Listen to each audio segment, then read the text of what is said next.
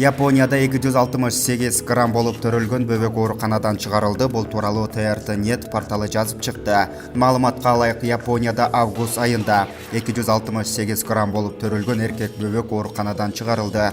Ал 24 жумалыгында операция жолу менен жарыкка келген. Ал дүйнөдөгү абдан кичинекей болгонуна карабай, ден соолугу бекем болуп үйүнө чыгарылган биринчи бөбөк экени айтылууда.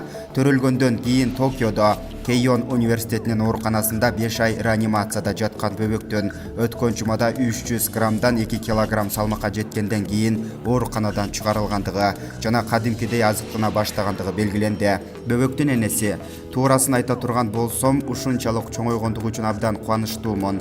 Жашап кетерине ишенген эмеспиз" деди. Кейон университетинин ооруканасы Японияда 1 килограммдан жеңил төрөлгөн бөбөктөрдүн жашап кетүү ыктымалдыгынын 90-300 граммдан төмөн салмакта төрөлгөндөрдүн 50% экендигин билдирди. Айына жетпей төрөлгөн бөбөктөрдүн жашап кетүү катнашынын дагы эркектерде кыздардан дагы төмөн экендиги айтылууда. Булак барометр чекет KG.